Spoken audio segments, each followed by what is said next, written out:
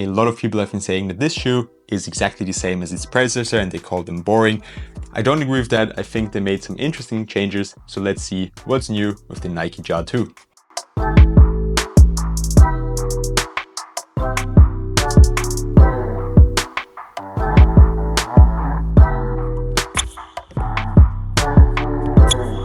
What's up everybody, welcome back to another video. Today we're going to talk about my thoughts as a professional player on performance of the Nike Ja 2.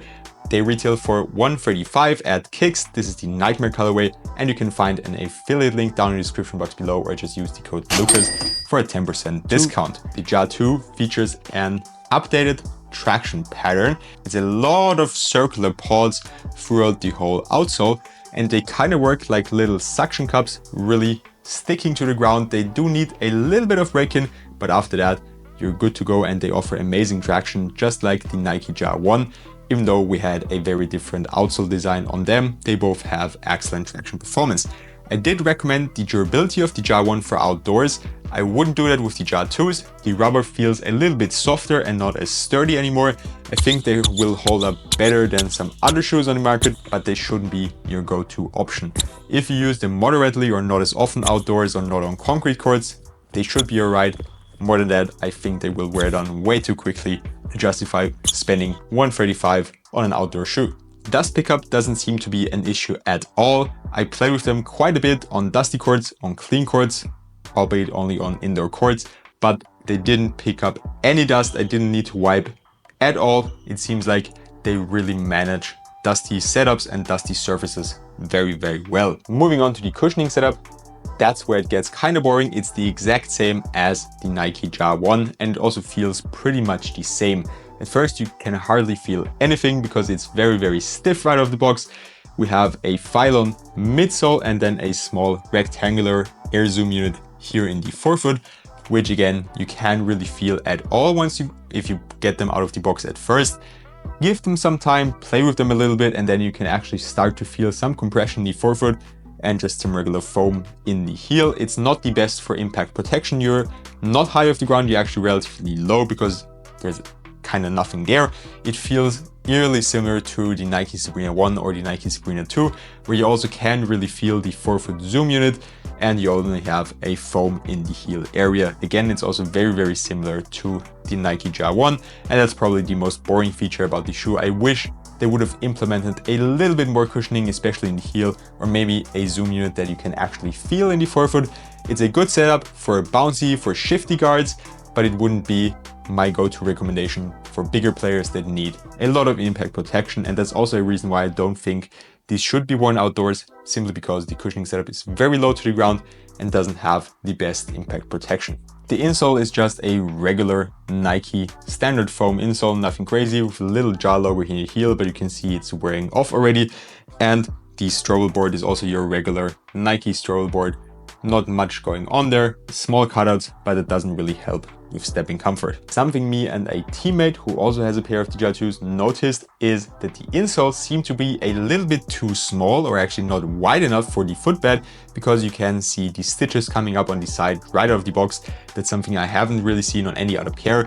Doesn't impact performance in any way, but I just wanted to let you know if you're wondering if that's only your pair or if it has happened on any other pairs as well. Moving on to the support features, that's one of the two major changes I noticed with the Ja 2s compared to the Ja 1s. They feel way less supportive, sadly. They're way more flimsy. You can really twist them, fold them together however you want, and you don't really have to use a lot of force. If you compare it with a shoe that's got good support like the Dawn Issue 6, you can see I can only fold them here in the toe area and the midfoot is not moving at all. That's how I like it. If you don't need that rigidity or that bulky support in the midfoot area, then you won't have any issues with the Nike Ja 2. If you do need a lot of torsional support like me, then you should probably stay away from these or try to use them with some insoles. The lacing system still works pretty well. It keeps you locked in. We don't have this little heel clip anymore, but it didn't do anything anyways on the Ja 1s. And the support features of the shoe itself actually also stayed the same. We still have a very small TPU shank plate and a heel cup. as I said, alongside the laces that keeps you locked in. There's also no heel slip. Shoe also is relatively narrow, so there's not really any dead space in there. So you don't really have issues in that way, but just the rigidity isn't that good anymore. It's not that sturdy anymore. So it's less supportive than the Nike Jar 1. And the second major change that I could notice goes hand in hand with the support, or with there being less support, and it's that the materials are way softer. At first they're also stiff, but they break in extremely quickly compared to the Jar 1s. And in my opinion, the materials were one of the biggest carriers of the support of the Nike Jar 1. Here in the 2s, we have the same supportive features in the base, but the materials are so soft, or actually break in so quickly and get soft so quickly, that we lose a lot of the rigidity that they provided on the Jar 1s. And as I said, that's pretty much the main reason why I believe that the support features feel worse, or are a little bit worse than on the Jar 1s. I like the materials way more on the Jar 2s. I know a lot of people say they feel cheap, they don't feel durable, they're not premium at all. And while that is true, they're all synthetic and mesh uppers. They are way softer, they break in way nicer, they're more forgiving. So in my opinion, they are an upgrade compared to the Nike Jar 1. Last but not least, we're going to talk about the fit. That's also changed a little bit. In my opinion, they are not wide foot friendly anymore. The Jar 1s after break-in, yes, after break-in, they were wide foot friendly. In my personal opinion, they fit me pretty well. The Jar 2s are really narrow, especially here in the front. My toe, big toe, is hitting the side of the shoe, even though I'm going a full size up. And that hasn't happened to me in ages. Or I can actually remember one pair where that's happened, with me going a full size up and hitting my toes anywhere.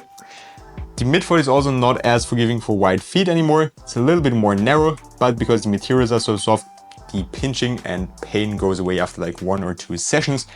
But I wouldn't really recommend this shoe for wide footers. I highly recommend you try them out before you order them, or you go at least half a size up. If you have narrow feet, if you have regular sized feet, I think you should be good to go with your true size. For the end of the video, we're going to go through all the Halloween details. I also have a separate video on all the Halloween shoes that we released. So if you're interested in the Halloween shoes, check that out for sure. Here on the Jar 2s, we have, of course, the most prominent feature, the zombie branding here in the heel. We also had a Jar 1 colorway that released that had those same or similar brandings. Overall, the design reminds me a lot of the Kobe 5. And yes, the design is definitely boring. If you're talking about being innovative, something Adidas or Way of Weight are doing, Nike is definitely not doing it right now, as all of their shoes are just like respawns of former Kobe models. But that's a topic for a different video. We also have this little grill here in the forefoot, which spells out more rant. None of the other colorways have that, as if I'm not mistaken. But that's pretty much it already. Of course, the whole red upper is also Halloween themed, with some little scratch marks here on the side as well. And we have some general details on the outsole as well. With that being said, that's all I have for you today. I hope you enjoyed the video. Let me know your thoughts on the Nike Jar 2 in the comment section down below. If you enjoyed it, I'd highly appreciate it if you could leave a like and subscribe to my channel. Have a good one, and see you next time.